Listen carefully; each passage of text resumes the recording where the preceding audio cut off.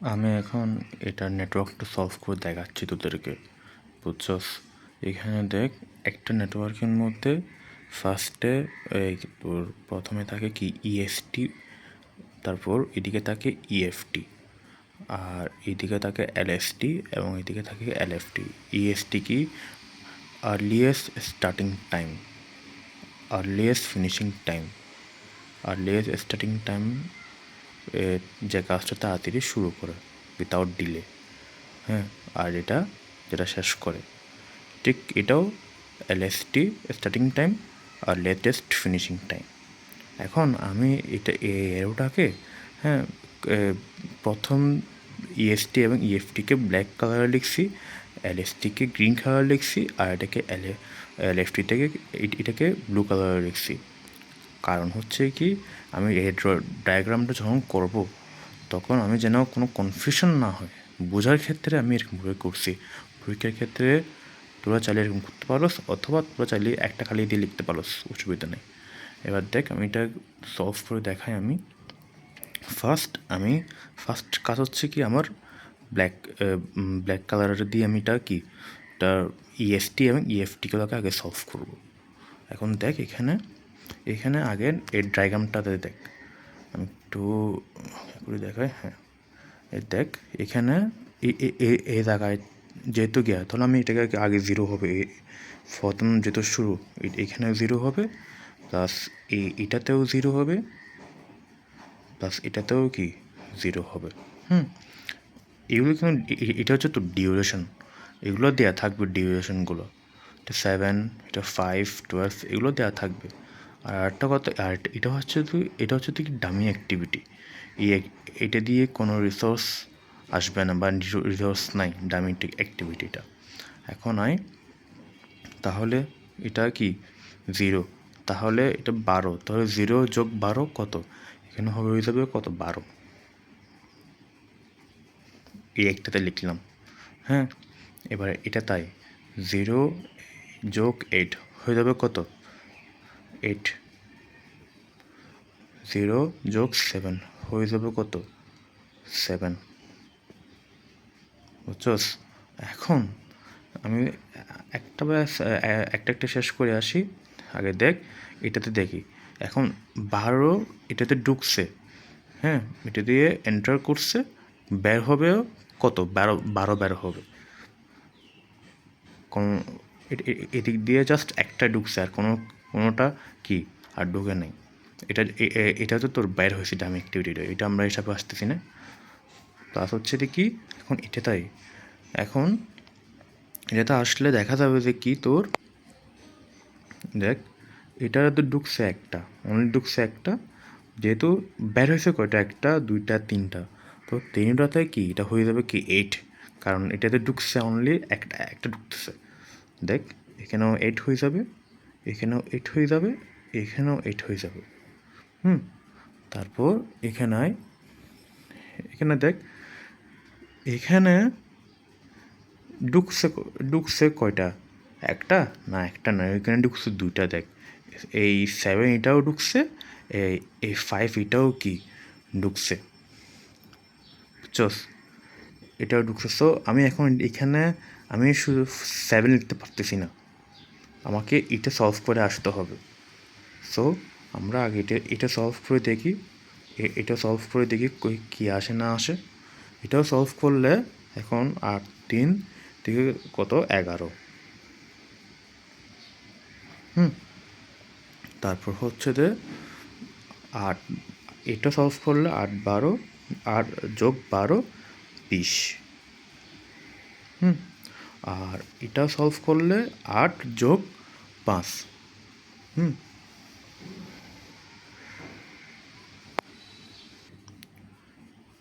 8 যোগ 5, 13। এখন দেখ, এটাতে এটা দেখ, 8 যোগ 3 ইকুয়াল টু 11, 8 যোগ 12 ইকুয়াল টু 20, 8 যোগ 5 ইকুয়াল 13। এখন দেখ, এই 5টার মধ্যে ঢুকছে কয়টা? 13 এবং 7 এন্টার করছে। তাহলে এখন আমি এখান থেকে বের হবে তো অনলি একটা নাম্বার, তাহলে বের হবে কোনটা সব যেটা যেটা বড় বড় ভ্যালু সেটাই লিখবো আমরা এখানে। সো এখানে হয়ে যাবে এটা কি 13, এটা হয়ে যাবে কি 13, বুঝছস? এখন এটা হবে এরকম। এবার 13 হওয়ার পর এখন কি হবে এদিকে, তাহলে আমি যখন এটা সলভ করব 13 এবং 4 হলে হয়ে যাবে এটা কত 17, তো হয়ে যাবে 17। আমি সলভ করতেছি ইএসটি এবং এলএফটি, এটা সলভ করতেছি।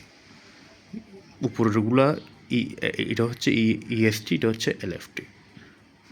এখন দেখ আমি এটা সলভ করছি, এখন দেখতেছি এটা সলভ করতেছি এখন। তো এখন এটা সলভ করলে 13 যোগ 2 এটা 15। এখন আমি এটা এখন আমি তো এটা সলভ করতে এটা সলভ করতে গেলে আমাকে এটা সলভ করতে হবে। তার আগে আমাকে এটাও কি সলভ করে আসতে হবে। আমি তো এই দুটো সলভ করছি, এখন এটাকেও কি সলভ করতে হবে। সলভ করতে গেলে এখন দেখতে হবে যে কি এদিকে কোনো কিছু আসে কি না। আসে, একটা ডামি অ্যাক্টিভিটি আসে।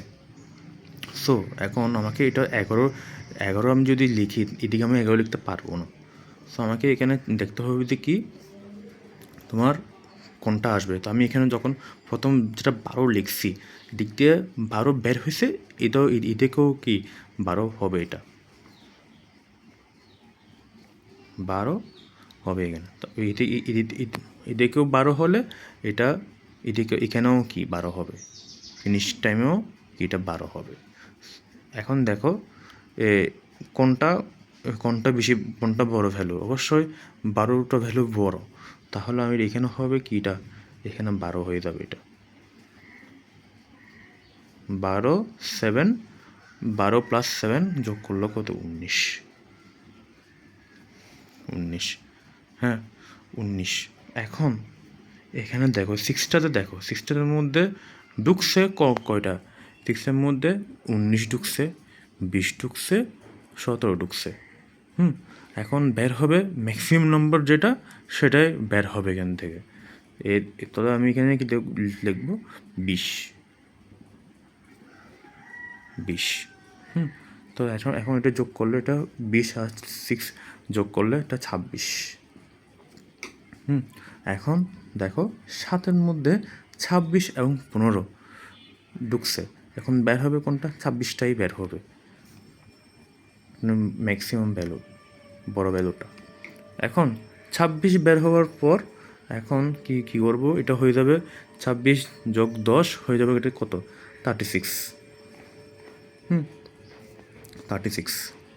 36 হওয়ার পর এখন এটা তো বাকি আছে, এটা কি হবে, তাহলে এখানে কিছু না, জাস্ট 12 যোগ 9 হয়ে যাবে কত 21।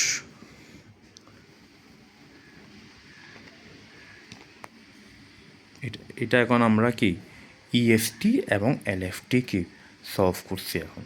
হ্যাঁ এখন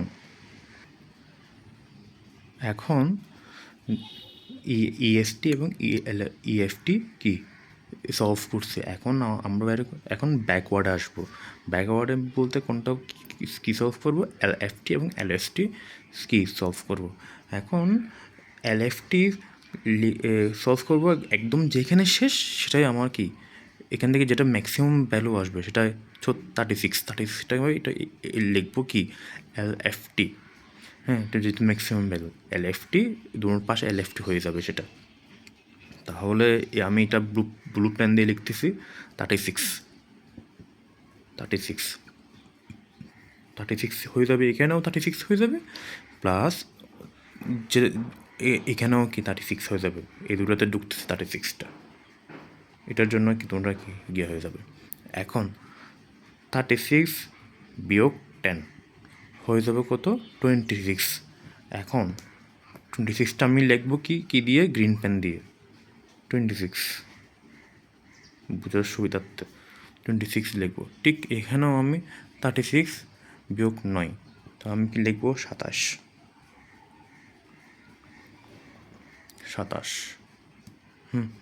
এখন দেখ এটা এখন এদিকে ঢুকছে অনলি একটা 26 ঢুকছে, 26 অনলি একটা, এদিক দিয়ে ব্যাকওয়ার্ড আসতেছে একটা। সো এইখানে এই এই লেফটটি হয়ে যাবে, এদিকেও 26, এদিকেও কি 26, যেটা অনলি একটা ইন্টার করছে, যার কারণে আমি এটাকে কি এই LST এটাকে গ্রিন কালার দিয়ে লিখছি বোঝার ক্ষেত্রে। এদিকেও এদিকে হয়ে যাবে এটা কি LFT 26, সেজন্য ব্লু পেন দিয়ে লিখতেছি, আর এটাও কি 26। এখন এখন হিসাব করে দেখব জাস্ট এটা এখন কি করলে এদিকে হয়ে যাবে এটা কত 20, বিয়োগ করলে 20, তারপর এটা হয়ে যাবে কত 24।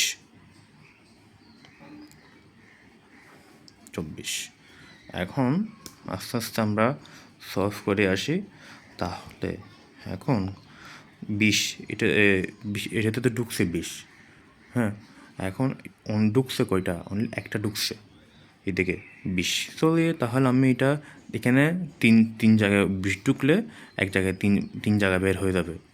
তাহলে আমি এখানেও কি 20 লিখতে পারি, ব্লু পেন দিয়ে 20, এদিকেও আমি কি 20 লিখবো, কারণ আমি এখানে জায়গা নাই, আমি এদিকে লিখতেছি এটা ছোটোভাবে 20, আর এটাও এখানে কি 20, এখানেও এটা 20। এখন আগের মতোই এই কী করব, আমি জাস্ট এখন কি বিয়োগ করব। বিয়োগ করলে কি হবে, এটা 20 আর 7 বিয়োগ করলে কত 13 এখানে, তারপর 20 আর 12 বিয়োগ করলে হবে এখানে কত 8, তারপর 20 আর 4 বিয়োগ করলে হতো এখানে হবে 16। এখন দেখো আমি যেহেতু এখন এখানে 5-এর ক্ষেত্রে দেখো, 5-এর ক্ষেত্রে কি 24 এবং 16 দুইটা 5-এর মধ্যে, হ্যাঁ, ঢুকতেছে বা ব্যাকওয়ার্ডে আসতেছে। সেক্ষেত্রে যখন 2টা থাকবে বা 3টা থাকবে, যতগুলো ঢুকবে ব্যাকওয়ার্ডে, হ্যাঁ, এখান থেকে যেটা কম সেটাই হবে কি LFT। যদি একটা থাকলে তো অবশ্য আমরা একটা লিখতাম, যদি 2টার অধিক থাকে, একটার অধিক থাকলে তখন যেটার কম সেটাই আমরা নিব। তাহলে আমরা দেখতেছি এখানে কি 16 হচ্ছে দেখ একদম কম, সো 16টা হয়ে যাবে কি তখন LFT। এখানে এসে তখন LFT হয়ে যাবে 16, এখানে এটা 16 হয়ে যাবে, এদিকেও কি এটা 16 হয়ে যাবে, যেহেতু জায়গা না একটুকু লিখতেছি এরকম করে 16। সো আমি এখন এই LSTটা করে লিখে ফেলি, তারপর এখানে হয়ে যাবে কত 16 বিয়োগ 5 11, 16 বিয়োগ 7 হয়ে যাবে কত 9, হ্যাঁ 9 এদিকে। তারপর এখানে আসি আমরা, এখানে আসলে এখানে কি তোমার এখন আমি এটা সলভ করতে পারতেছি না, কারণ এখানের মধ্যে একটা ঢুকছে, এইটা ঢুকছে, কিন্তু এটা এখন আমরা কি সলভ করি নাই, তাহলে আমরা এটা সলভ করার জন্য আগে এটা সলভ করতে হবে। সো এখানে দেখো ঢুকছে 13 অনলি, তাহলে এটাও কি এদিকে হয়ে যাবে 13, এদিকে হয়ে যাবে এটা 13,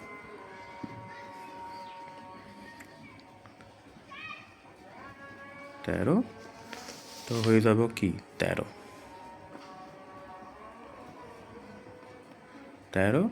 এবং এটা হয়ে যাবে কত 13। এটা হচ্ছে ডামি অ্যাক্টিভিটি। এখন 13টার ক্ষেত্রে এখন এখানে কি লিখবো, এখন 10, 13 থেকে 3 বাদ দিলে 10, এখন 10।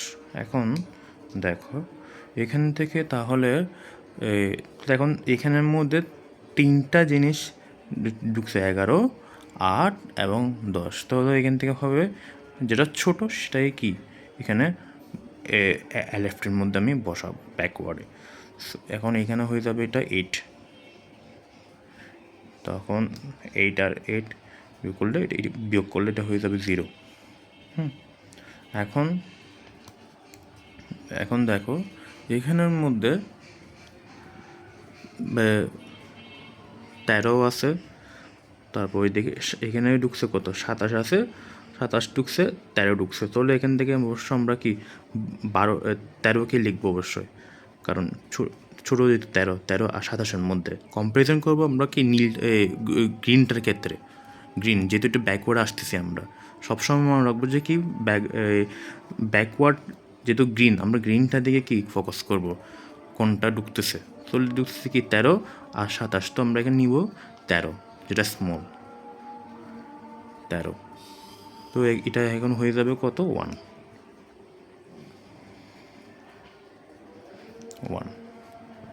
এভাবে কি এই চারটা সলভ করতে হবে। এটা হচ্ছে ফার্স্ট স্টেপ, সলভ করতে হবে, এটা ফার্স্ট স্টেপ। এখন এটা হচ্ছে সেকেন্ড স্টেপ, হচ্ছে দেখি এগুলো হচ্ছে কি এগুলো হচ্ছে এখানের মধ্যে করা, ড্র করে লেখা, টেবিলটা চার্ট তৈরি করা। এখন টেবিলটা তৈরি করার ক্ষেত্রে এটা একদম ইজি। এটা আমরা যেটা চার্টটা সলভ করছি, এই চার্টটা আমরা সিরিয়ালভাবে আমরা কি লিখব। এটা দেখো ফার্স্ট আমরা activity, duration, EST, EFT, LST এবং এলএফটি এটা ফার্স্টে লিখে ফেলবো। লিখার এটা সিরিয়ালভাবে লিখব। দেখো এটা 1 এবং 2, অ্যাক্টিভিটি 1, 2, এটার ডিউরেশন কত 8, ডিউরেশন কত 8, এটার ইএসটি কত উপরে দেখো 0, ইএফটি কত 8, তারপর এটার এটার এলএসটি কত 0, এটা এলএফটি কত 8। ঠিক এটার ক্ষেত্রেও ঠিক সেম 1 এবং 3-তে দেখো 0, 0 এবং 12। এটার ডিউরেশন কত দেখো, ডিউরেশন দেখো 12, 1 3 ডিউরেশন হচ্ছে কত 12। তারপর হচ্ছে ইএসটি দেখো 0, তারপর এর ইএফটি কত 12 দেখো। তারপর হচ্ছে দেখি এলএসটি হচ্ছে কত, এলএসটিও দেখো 1, আর এইদিকে দেখো এদিকে এলএফটি 13। এখন 1.5-এর ক্ষেত্রে দেখি 1.5-এর ক্ষেত্রে আছে কি 0, এটার ডিউরেশন আছে কত 7, 1.5-এর ক্ষেত্রে ডিউরেশন আছে কত 7, ইএসটি কত 0। তারপর হচ্ছে দেখি এখানে ইএফটি কত 7 লিখছি এখানে 7। তারপর হচ্ছে কত 9, এলএসটি হচ্ছে 9, তারপর এলএফটি কত 16। ঠিক সেভাবে 1 শেষ হওয়ার পর 2 4 2 5 2 6 3 3 3 3 8 এরকমভাবে সিরিয়ালভাবে আমরা লিখবো। সিরিয়ালভাবে লিখে এগুলো ডিউরেশন এলএফটি এগুলো কি লিখবো। লিখার পর সবগুলো শেষ হওয়ার পর তখন আমরা টিএফ বের করবো। TF means total float.